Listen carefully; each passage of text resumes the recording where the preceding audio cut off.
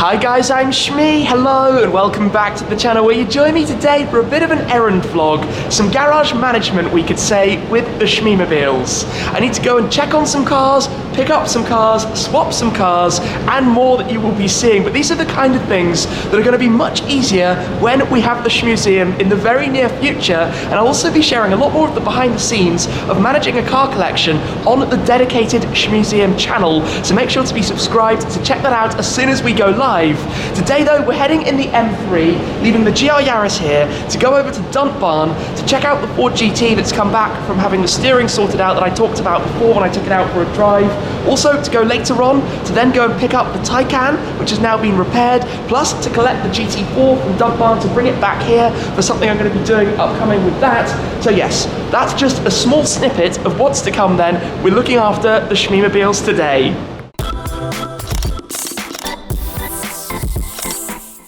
Up through there, we have the BMW M3, and then down here on the lowest level of the entire underground garage, we have the smallest of the Shmeemobiles, the Toyota GR Yaris, because I've had a bit of a shuffle around recently, some new parking spaces for the time being, which is exactly why I talked before about not installing an EV charger for the Taycan, given I keep actually moving my spaces. They're all rented spaces. Now this, of course, now has the Miltech exhaust to go with the rally-style livery and sounds awesome, but we're going to be leaving that parked there for the time being. Let's head back up to go jump out in the M3 to head over towards the storage. This car is very quickly picking up the miles. It's already done about 500, including heading up to Tom Hartley to go and collect my friend Sam's Ferrari 812, and plenty more getting around and about. But today I'm heading over to the storage with it. It will be parked up for the short-term future because I want to bring some of the other cars around and about for different things. It is all very complicated, but I cannot wait in the not too distant future for the Shmuseum because it will make everything a lot easier. It is nearer to home. All of the cars will be accessible and there will be less of this backwards and forwards and that kind of thing. For now though, let's hop on board, head on out in the M3 to drive over to go see some of the others and to check on the Ford GT. Right, let's hop on board here, parked slightly to the left so that I've got enough space to actually climb into the M3. Not a huge amount even so. But let me just close this very quickly, hit the button, let's start it up.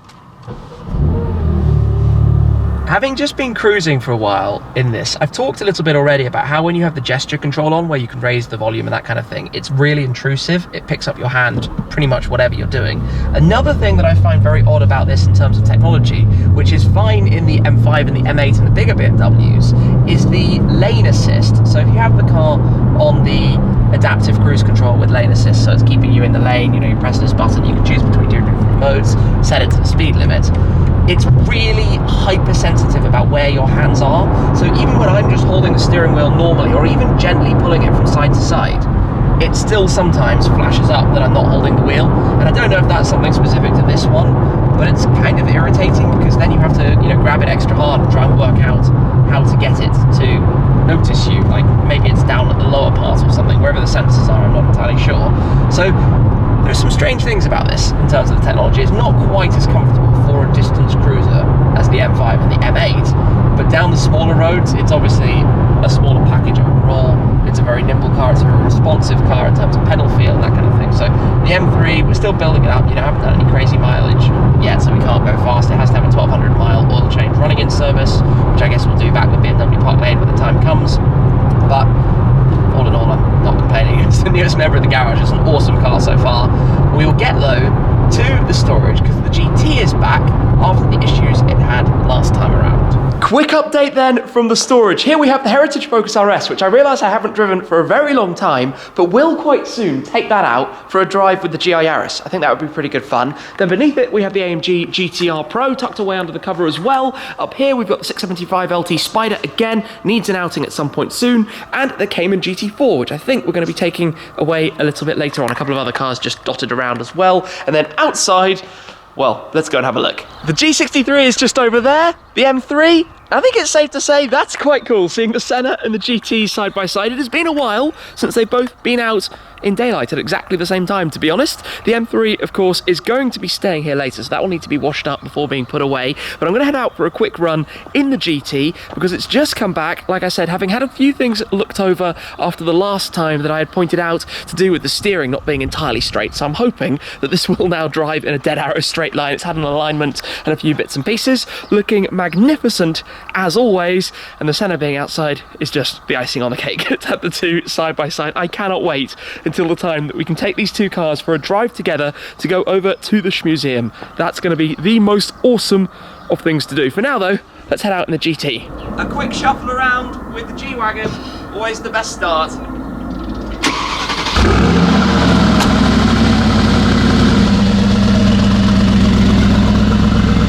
In typical British fashion, as soon as I'm out on the roads in a nice car, have a look ahead. Very dark grey clouds and clearly raining over there. There are some pockets of blue. But the good news with the GT is that the steering is now absolutely bang on. It's dialed in, it's been aligned. That's why I wanted to take it for a run out, just to check everything was good, that it's been put back to correct alignment, because that's where this car starts to come to life. Remember that they engineered the GT road car and race car in sync. These two cars were made to be, and when you're on open roads like this, unfortunately with some potholes and a bit of traffic, that's where this thing just starts to come to life and starts to feel so epic. Hopefully you'll get an open stretch to actually be able to enjoy it a little bit more. We are really driving towards the rain. It has definitely been a little bit wet here earlier, but even this car, thanks to the hydraulic suspension, actually rides over some pretty rough country lanes quite nicely, to be honest. It's just obviously not the loudest thing in the world. Inside, the rasp of the V6 sounds fantastic. When you put your foot down into first gear, for example, although it might be a little bit slippery.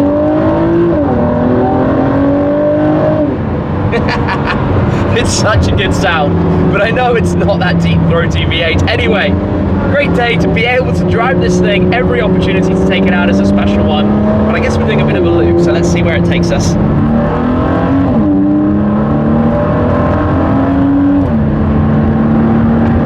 We've had a bit of a checkpoint, but back out onto some lovely open roads. Let's put the foot down.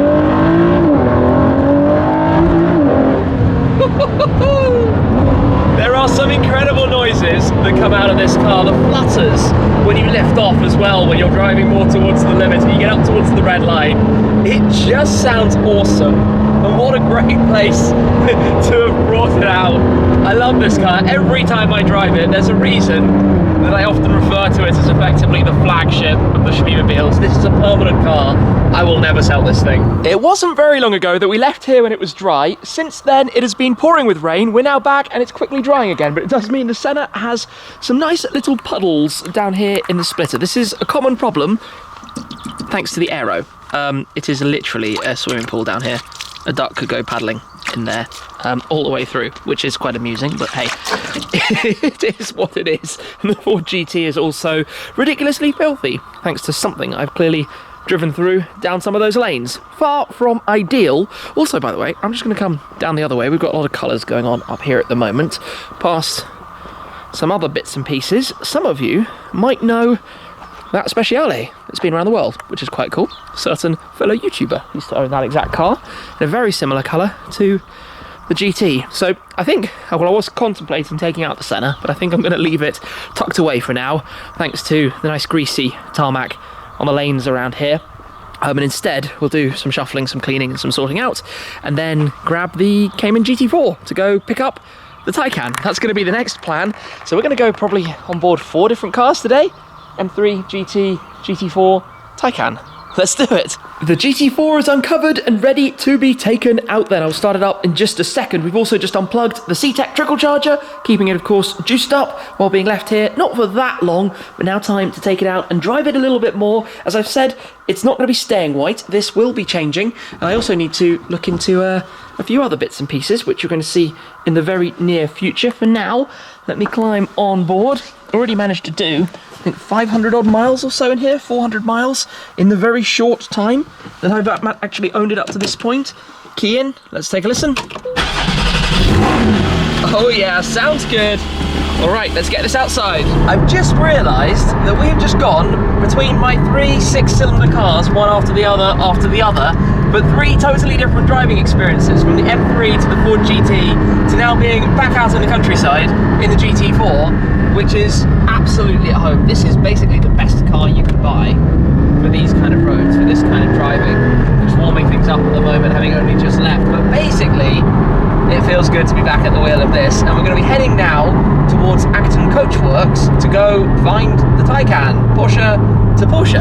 I am pleased to report that the next mission is also successful. The Taycan has now been repaired. It is very multicolored. Of course, the base color is volcano grey, the metallic paintwork. The wing was completely fine. The front bumper, as you might remember, had picked up a few little marks on the wrap around here, and this carbon down at the bottom had been damaged. Thanks to the team here at Acton Coachworks, this has all been fixed up, and of course it looks a little bit funny, but with newly painted parts, you don't want to go straight out and vinyl wrap them because it might lift in the future. So I need to keep it like this, effectively for 10 days, maybe 2 weeks, something like that, until we can go and wrap it up. Now you might be wondering why this panel was removed. That was to make sure that the repainted panel, which was basically a local repair just around here, matches completely. The color is exactly perfect. The whole bumper didn't need a respray. Thankfully it wasn't overly damaged. There was a small little crack to this plastic that had happened in the garage at home, but now all at least is completely cosmetically perfect underneath, which is exactly what we needed. And we'll have a little drive with the two Porsches, the first time we'll have ever actually driven the two together,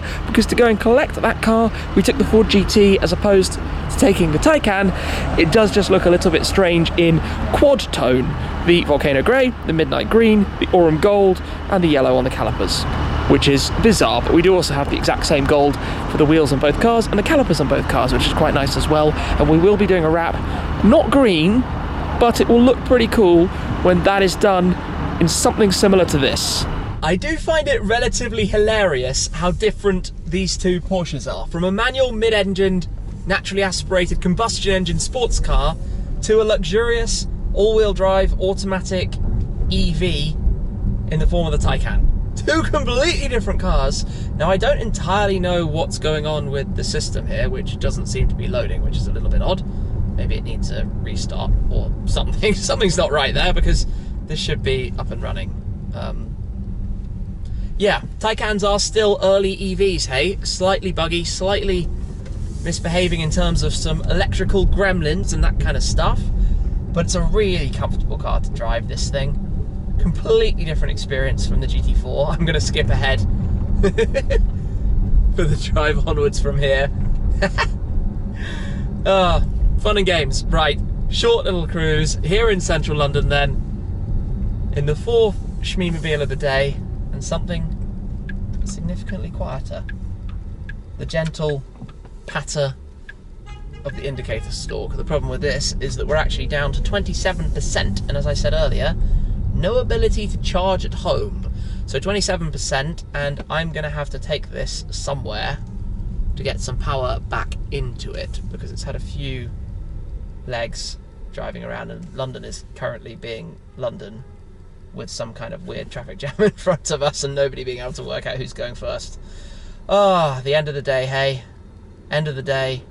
Traffic, rush hour, usual kind of thing. Worst possible time to be driving around anywhere. But hey, sometimes we do this to ourselves, and it's life. The one thing I am glad about is not to be sitting in that traffic for the rush hour departures from London. At least heading into the city centre has that one benefit. I can tell you though, I am very much looking forward to having the Shmeemuseum now, to having the venue, akin in a way to Duntbarn, that kind of location out in the countryside, the quietness, the privacy in some ways, obviously the ability to take the cars out, to go for a drive, to enjoy them on nice roads, not doing what we're doing right now, sitting in a 30 miles per hour average speed camera zone where you can't really do anything other than pop the car onto the automatic cruise and let it do its thing, just like this. Somehow this hasn't come back to life.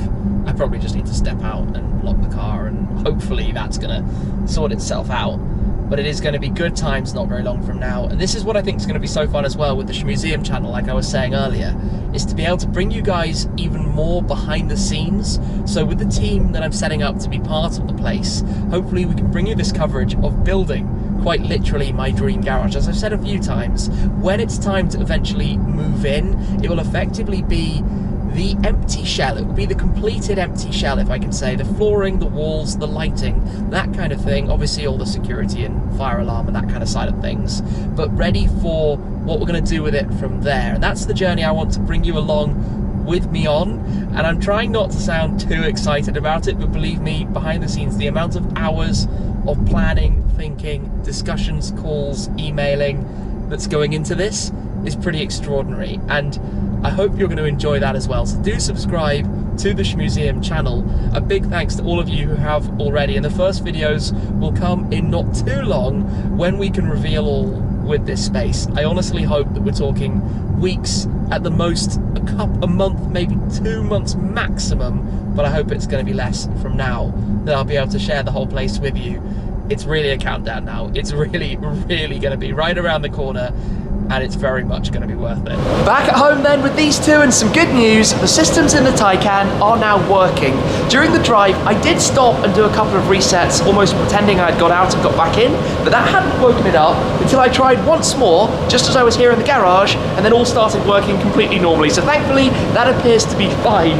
Of course, at the moment, the GT4 is parked in the space here where that originally happened. In fact, obviously the Taycan is a much, much, much bigger car, and when it's in this bay, it comes right up to the line and out the front as well. So this is much more protected, but that is not actually the reason why that's here and I'm taking this one down into the depths of the garage, but rather because this is so low to the ground that to bring it down the ramps, that front splitter gets completely annihilated. In fact, to get it down the one level down to here, I have to reverse it down the ramps because otherwise it's too low. If you go down forwards, it scrapes. If you go down backwards, the weight balance is just enough pivoted towards the back that it manages to escape without any damage, so I reverse it down, which must look quite funny to anybody watching. This, of course, is a gigantic car, but thanks to rear wheel steering, can actually get around the corners without too much effort. It's not all that bad. Now, in the coming days, I'm not going to drive it too much. Obviously, we've got some fresh paint on the front. I don't want to get it chipped while it's particularly vulnerable, and obviously this car was wrapped effectively from completely new, and it had only done about 100 miles, I think, in total, something like that. So we'll get it wrapped in the exact same midnight green. We've got some left, fortunately, and obviously redo the wing panel as well as the front bumper. The number plate plinth is still green that we have there, and then all will look as it should again, and also that will change colour and it's going to look epic. In fact, the two cars with their gold wheels to me are awesome. Two completely different Porsches. So different as cars, but great cars in very, very, very different ways. Now, like I said, today has been a bit of an errand vlog, a bit of what it's like managing a garage of cars like this, things that need running, checking, taking them out. I would have loved to have had a little bit more time to drive also the 675 and the Heritage RS, because they haven't been out for quite a while.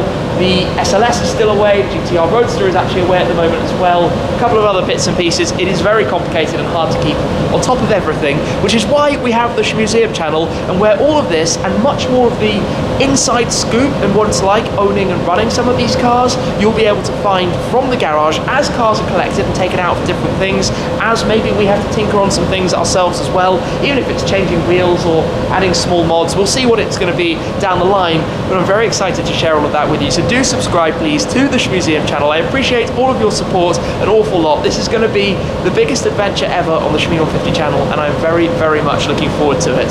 For today, though, a bit of an insight. Thank you for sticking with me. Thank you for coming along. I hope it's been interesting a little bit as well. And as always, guys, I appreciate it an awful lot. So thank you very much, and I'll see you again very soon. Cheers.